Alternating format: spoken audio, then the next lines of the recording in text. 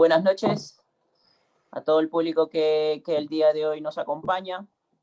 Una vez más, Comply Focus tiene a bien a traer a un ponente de importantísima talla para exponer temas relacionados a la compliance. El día de hoy nos acompaña Beatriz García Moreno, quien ha trabajado bastantes temas relacionados a la compliance y particularmente a los canales de denuncia. Beatriz es abogada por la Universidad Castilla-La Mancha.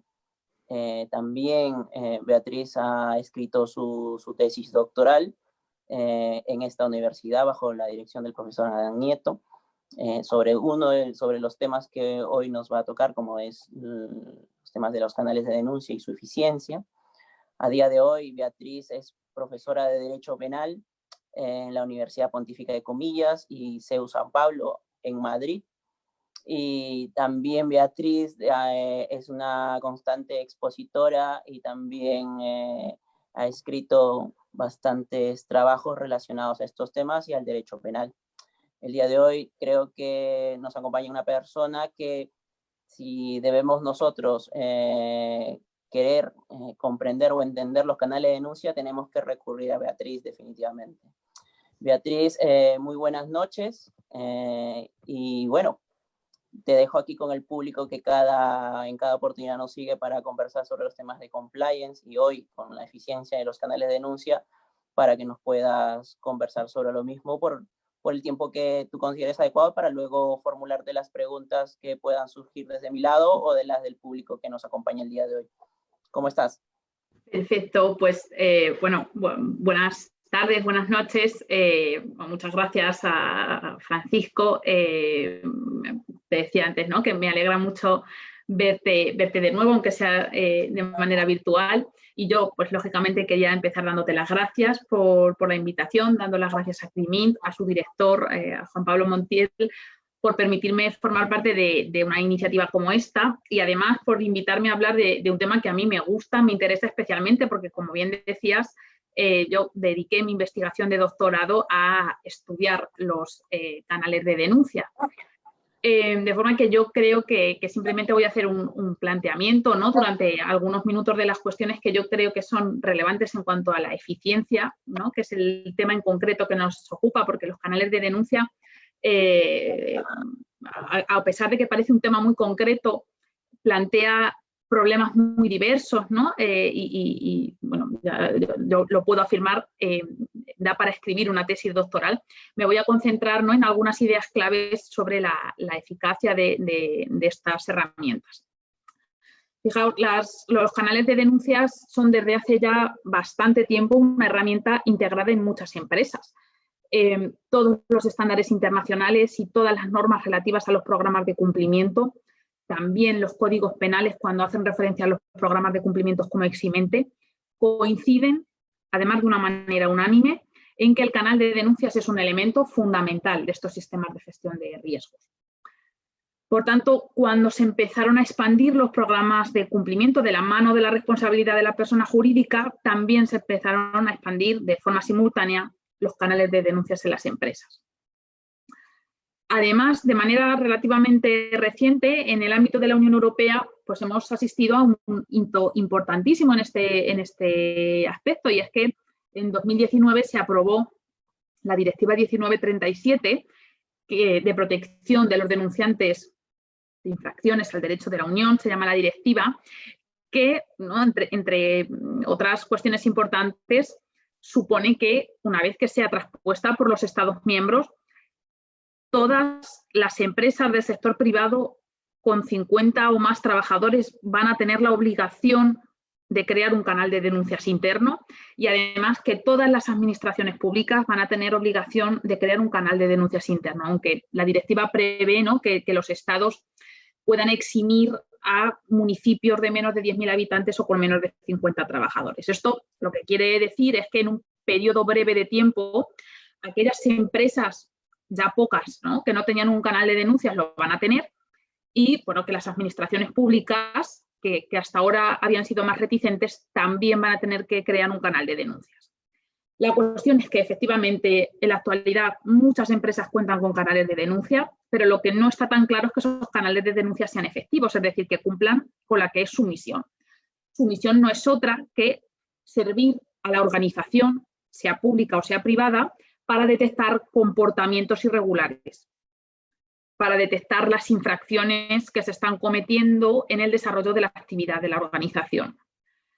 La pregunta es, ¿las empresas de verdad están descubriendo delitos o riesgos que no conocían a través de esta herramienta? ¿Están siendo eficaces los canales de denuncia? Pues la realidad lo que nos demuestra en muchos casos, ¿no?, cuando nos acercamos a analizar el programa de cumplimiento de una empresa, ¿no?, y su funcionamiento, cuando lo auditamos, es que pues los canales de denuncia apenas reciben denuncias. De forma que parece que en general muchas empresas tienen a efectos formales un canal de denuncias, pero muy pocas empresas tienen materialmente, ¿no?, de forma efectiva un canal de denuncias. Yo creo que es fundamental para que un canal de denuncias, hace falta muchos aspectos, ¿no?, pero yo creo que lo fundamental para que un canal de denuncias sea efectivo es la seguridad. El potencial denunciante tiene que saber exactamente qué esperamos de él y además también tiene que saber con claridad qué puede esperar de nosotros, qué puede esperar de la empresa. Y ahora voy a mencionar de forma breve, ¿no?, pero voy a intentar hacer una exposición completa de todos los aspectos que efectivamente son esenciales para que esta seguridad llegue al denunciante y que no siempre se están cumpliendo en las empresas. Decía que es fundamental que el denunciante, a mí no me gusta mucho llamarlo denunciante porque creo que genera confusión, ¿no? Nosotros ya tenemos unos denunciantes en el proceso penal, ya sabemos que es un denunciante y esto no es exactamente lo mismo. A mí me gusta más llamarlos alertadores, pero bueno, el denunciante tiene que saber qué esperamos de él y yo creo que lo fundamental es que tiene que saber qué esperamos de él, que denuncie hechos veraces que constituyan una contravención legal o de una norma corporativa interna y además esperamos que lo haga de buena fe. ¿Esto qué quiere decir? Bueno, que denuncie hechos veraces y que lo haga de buena fe quiere decir que solo le vamos a pedir que denuncie hechos que estén avalados por indicios y por hechos objetivos. Es decir, se trata sobre todo no de negar protección a los sujetos que no denuncian hechos veraces, sino sobre todo de evitar proteger a quien solo transmite rumores, invenciones, insinuaciones. Queremos que el canal de denuncia sea efectivo, pero no queremos que se convierta en un arma arrojadiza entre empleados, un factor criminógeno, ¿no?, donde los empleados encuentren una vía para injuriar o para calumniar a un compañero o para calumniar a un superior, ¿no? Queremos, por tanto, que el alertador solo comunique hechos veraces, es decir, avalados por indicios y por hechos objetivos y además que actúe de buena fe, es decir, que actúe con el convencimiento de que esos hechos que denuncia son ciertos. ¿Qué es lo que no esperamos de él? Y aquí es donde viene a veces la confusión.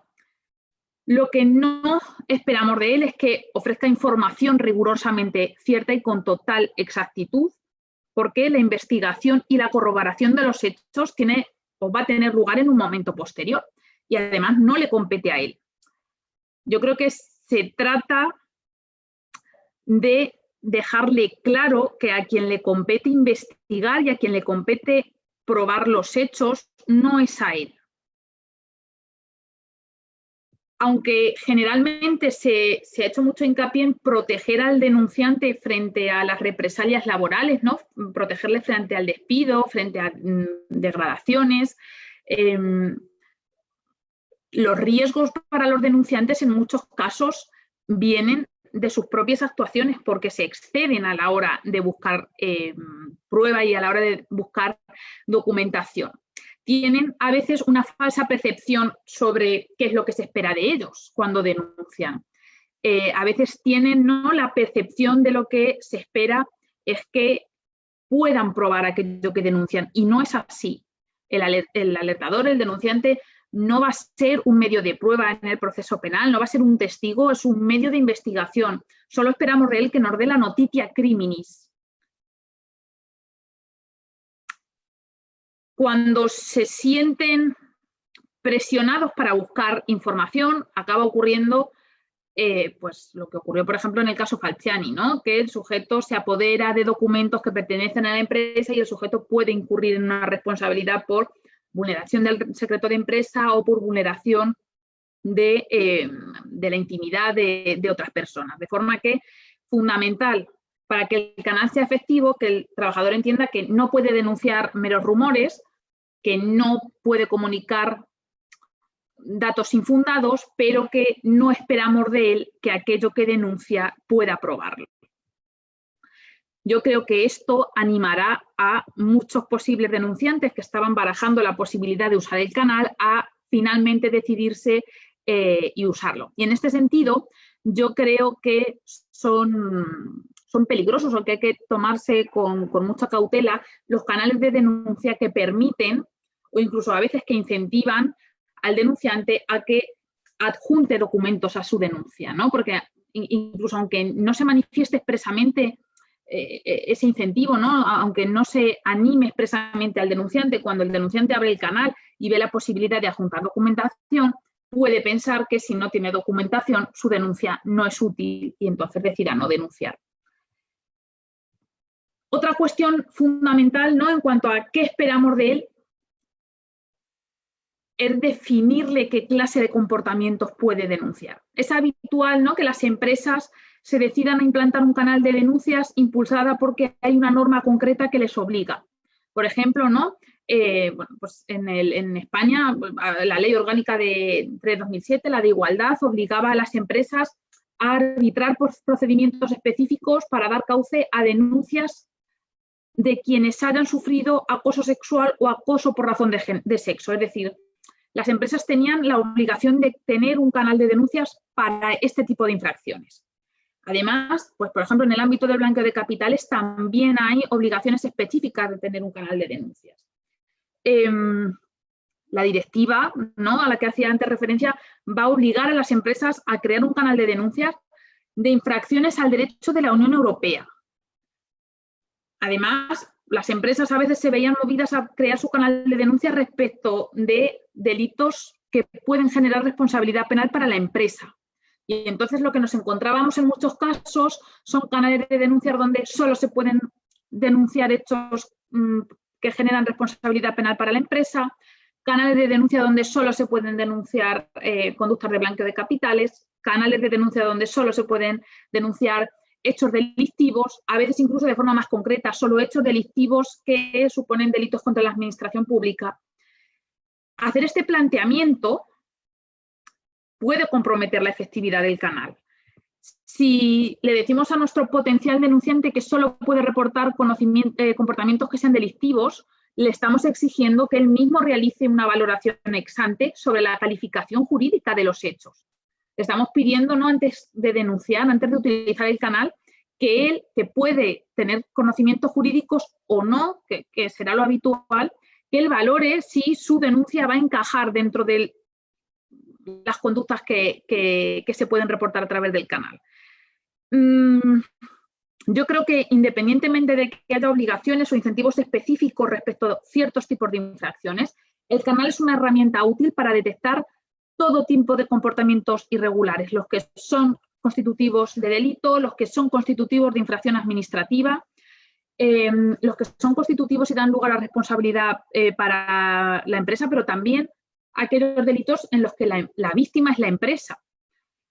Incluso para denunciar hechos que no son ni delictivos ni ilícitos administrativos, sino que simplemente son contravenciones al código ético o al procedimiento, no a los protocolos que tiene la empresa. Es útil para detectar todos estos comportamientos, todos estos riesgos penales o riesgos de otro tipo, y por tanto yo creo que es importante para lograr la efectividad del canal que precisamente se haga un planteamiento amplio a la hora de delimitar el objeto, ¿no?, material de las denuncias. Yo creo que hay que adherirse a un planteamiento de permitir la denuncia de cualquier tipo de comportamiento irregular y que en cualquier caso sea después la empresa, cuando analiza, ¿no?, en una investigación preliminar, la que decida si esos hechos son de su competencia, si no lo son, si efectivamente tienen indicios de ser delictivos, si no los tienen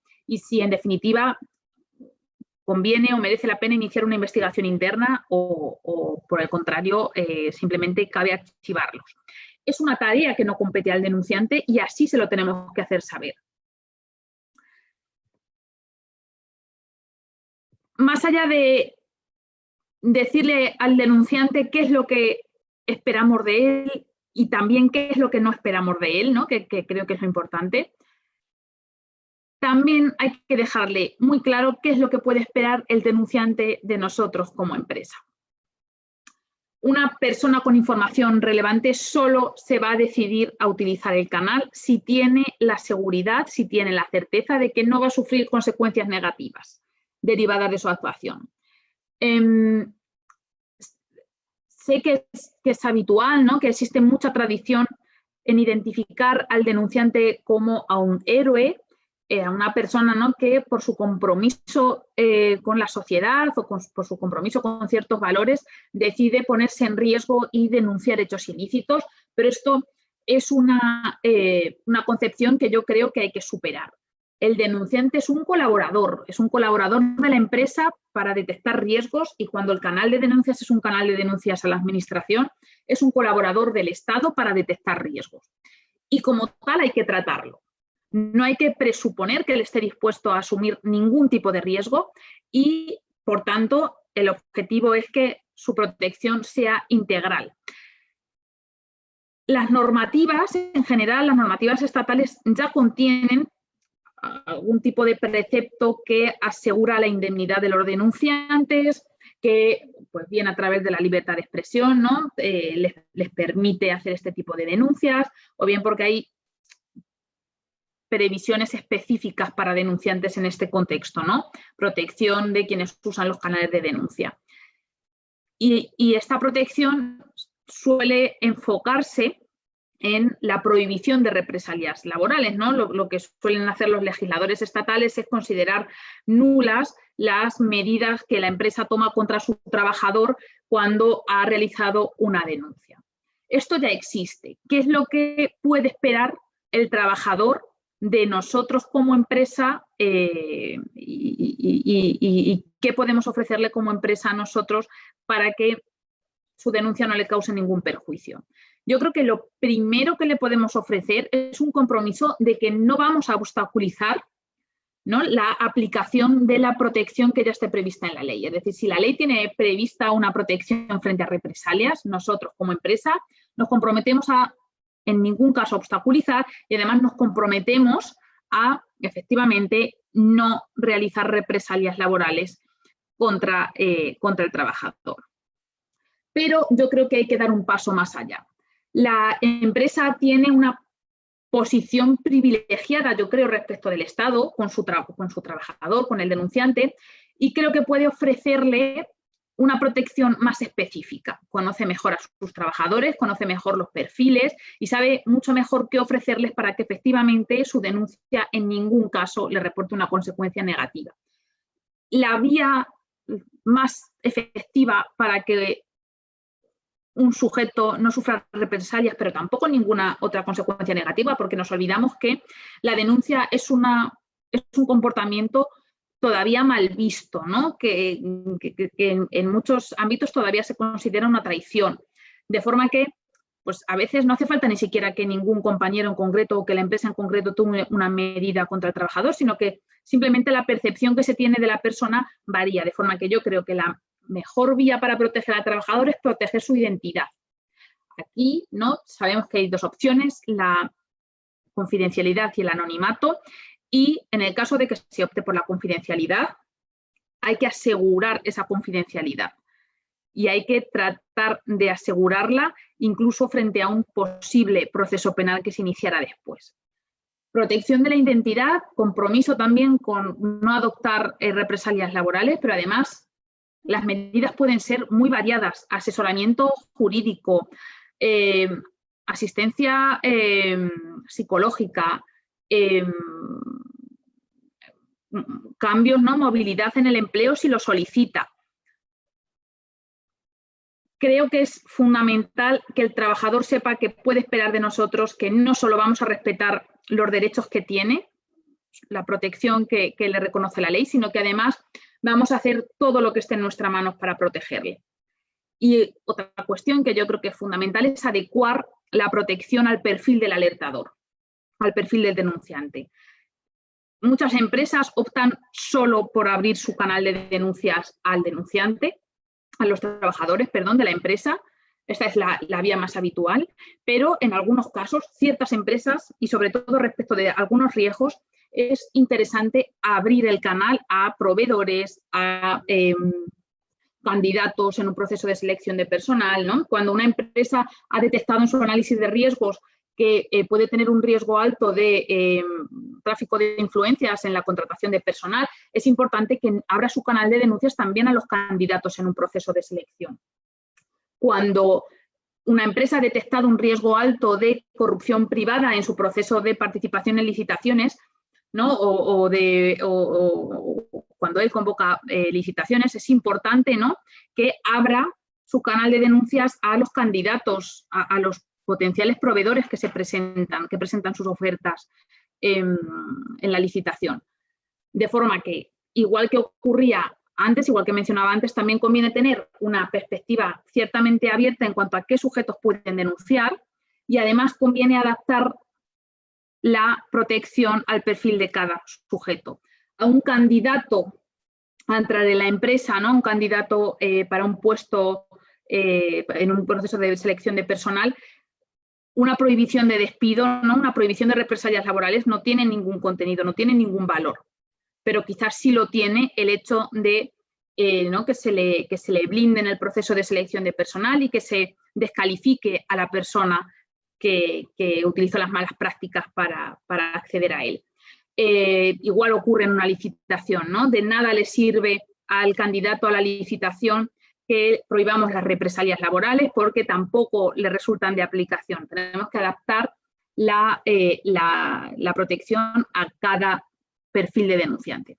Yo, como decía, creo que estos son los dos aspectos principales. Decirle muy claramente al denunciante qué esperamos de él y, sobre todo, qué no esperamos de él, que no esperamos que pruebe los hechos, y decirle al alertador qué puede esperar de nosotros. Yo creo que si somos muy claros en estos aspectos, si los regulamos con mucha claridad y los difundimos, pero esto es una cosa que yo creo que las empresas hacen en general bien, ¿no?, la difusión del canal de denuncias, los canales de denuncias mejorarán su efectividad y, es decir, mejorarán la tasa de detección de ilícitos que se cometen en las empresas. Yo, en cualquier caso, creo que es una cuestión que es mucho más compleja, ¿no?, que depende de muchos más factores, y entonces, si a Francisco le parece bien, yo lo dejo aquí y quedo a disposición de todos vosotros para responder cualquier pregunta, y sobre todo recibo vuestros comentarios y vuestras opiniones con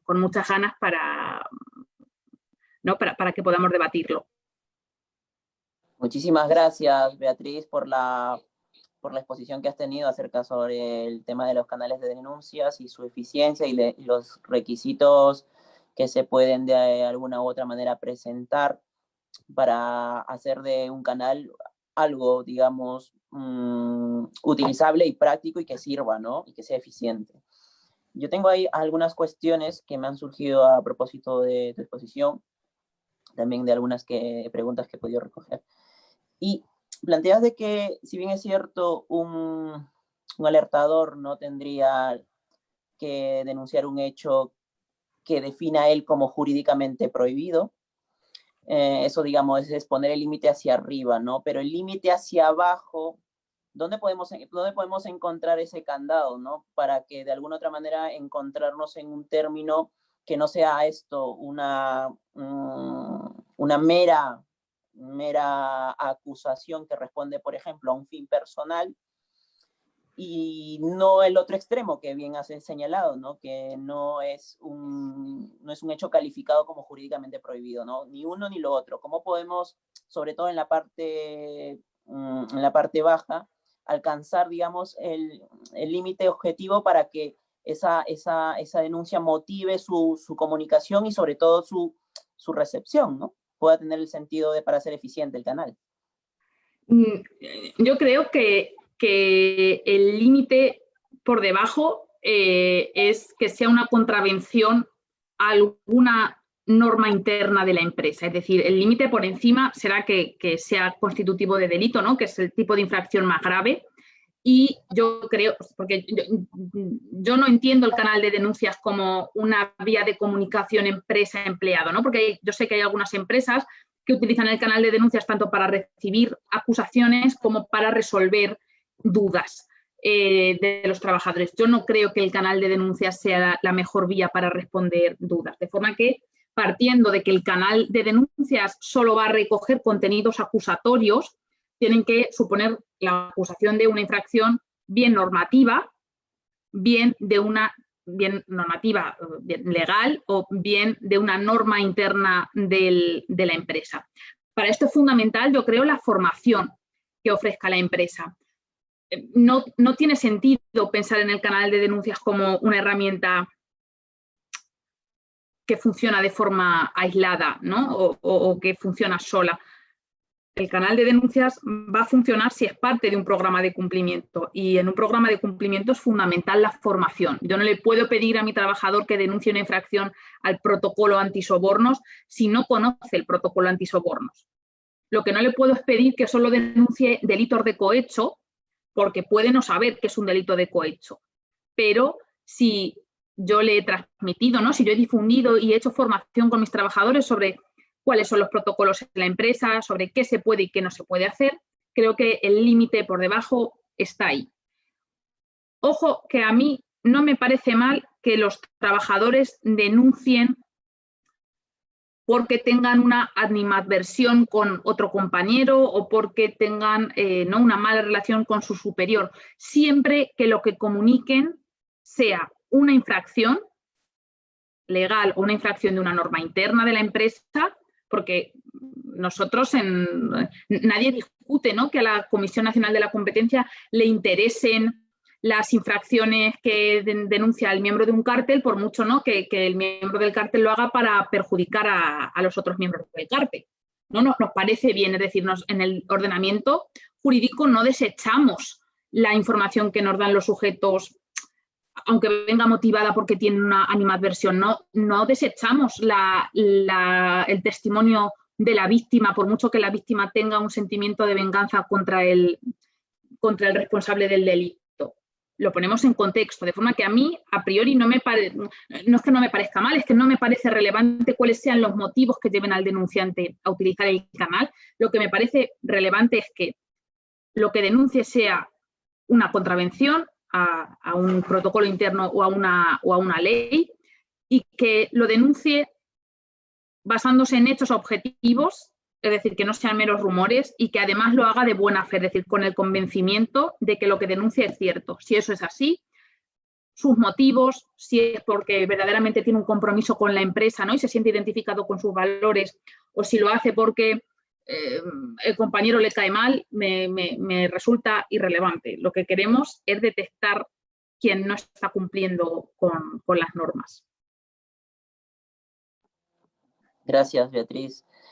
Otra pregunta que puede surgir mucho en estos temas es a veces también la discusión de que sería una postergación al derecho de defensa de la persona que termina siendo de alguna otra manera acusada, ¿no?, o sindicada por el denunciante o por el alertador, y en un proceso, por ejemplo, en el marco de una investigación, quiere controlar esa declaración, llevándolo a esta persona a declarar, y muchas veces, la confidencialidad o mantener en el anonimato a esta persona no le permite a esta otra hacer un uso adecuado de su ejercicio de derecho de defensa, porque precisamente el poder llevarla puede mejor acreditar su posición frente a una investigación para terminar siendo, por ejemplo, archivada la misma, ¿no?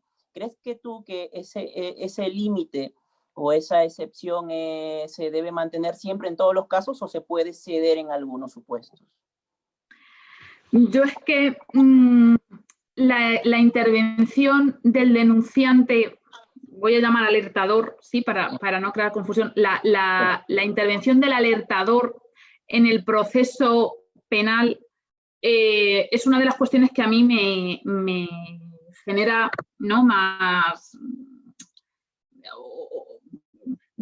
No creo que confusión, porque creo que ya tengo una posición muy concreta al respecto, pero sí que creo que es de las que tiene una solución más compleja. Proteger la identidad del denunciante, es decir, mantener oculto quién es el denunciante, implica que en un proceso penal, ¿no?, el acusado pues tiene peores posibilidades de defensa. Esto lo tiene declarado el Tribunal Europeo de Derechos Humanos, ¿no?, el Tribunal Constitucional. Para que una persona pueda ejercer de forma efectiva su derecho de defensa, tiene que saber quién le acusa, ¿no? Si no, su derecho de defensa se ve limitado. Por otra parte, tenemos que el denunciante quiere ser protegido. Y claro, de nada sirve que lo que le ofrezcamos es proteger su identidad, es decir, mantenerle en confidencialidad hasta que empiece un proceso penal. Si empieza un proceso penal, todo lo que le hemos ofrecido, ¿no?, y esto también hacía referencia antes, ¿no?, ¿qué puede esperar de nosotros? Pues si le hemos dicho que puede esperar confidencialidad, debería poder esperar confidencialidad incluso frente a un proceso penal. ¿Cómo creo que se soluciona esto? Yo creo que hay un malentendido sobre cuál es el papel del denunciante, del alertador, en el proceso penal. Hasta ahora estaba participando como testigo, ¿no?, o estaba participando a veces como coimputado si él tenía algún tipo de implicación en los hechos. O estaba participando a través de prueba documental, ¿no? En el caso Falciani, lo que se incorporó al caso, a los casos de fraude fiscal, fue la relación, ¿no?, el documento que entregó con el listado de personas que hacían uso de los servicios del HSBC para cometer fraude fiscal.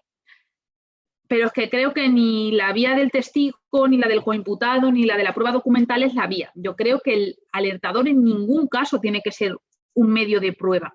El alertador va a ser un medio de investigación.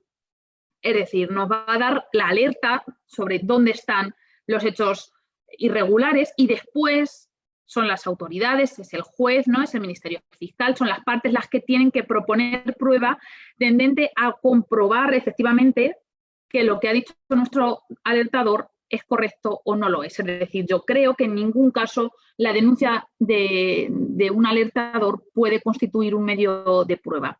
Esto, primero, evitaría que el denunciante tuviera que ir a declarar y, por tanto, estaríamos evitando revelar su identidad y evitaría que el acusado se viera condenado por lo que comunica una persona que no sabe quién es, ¿no?, cuya identidad no ha sido revelada. Yo creo que esta es la vía y tiene mucho que ver, o me parece que tiene muchas similitudes con lo que es la figura del confidente en el ámbito de la criminalidad organizada. El confidente no prueba que existe una organización criminal, no prueba la actividad de la organización criminal. El confidente sirve, ¿no?, es alguien de dentro, es un insider, que es lo que es un whistleblower también, un denunciante. Es un insider, es una persona de dentro que alerta, ¿no?, que da la voz de alarma sobre, oigan, algo está pasando, ¿no?, hay una actividad criminal, lógicamente, ¿no?, distintas en el caso de la organización criminal y en el caso de las empresas, pero esa es su función y su función se agota ahí. Después, si se quiere acusar a los responsables de la organización criminal, el testimonio del confidente no puede ser prueba de cargo. O va a declarar y se convierte en testigo, que no debe ser necesario, o las autoridades deben construir su caso en base a otras pruebas materiales. Yo creo que la vía es esta, no considerar en ningún caso que nuestro denunciante, nuestro alertador, va a ser un testigo o va a ser o va a intervenir de ninguna manera en el procedimiento penal. Bien, bueno, Beatriz, una vez más, agradecerte por la predisposición que has tenido con nosotros de acompañarnos el día de hoy. Espero no sea tampoco la última, seguramente que habrá más de una oportunidad para que nos puedas acompañar, quizás ya en algún momento, ya no de manera virtual, sino de forma presencial en algún evento que podamos tener a bien organizar y contar contigo. Y finalmente, bueno, a título de Crimin y de Comply Focus, mío, de Juan Pablo, de Sofía Lascano, te agradecemos tu participación y hasta una nueva oportunidad. Muchísimas gracias. Bueno, muchas gracias a vosotros, un placer y nos vemos pronto seguro, no sé si de forma presencial o de forma virtual, pero seguro que nos vemos pronto. Listo, Beatriz, muchísimas gracias. Hasta luego. Chao.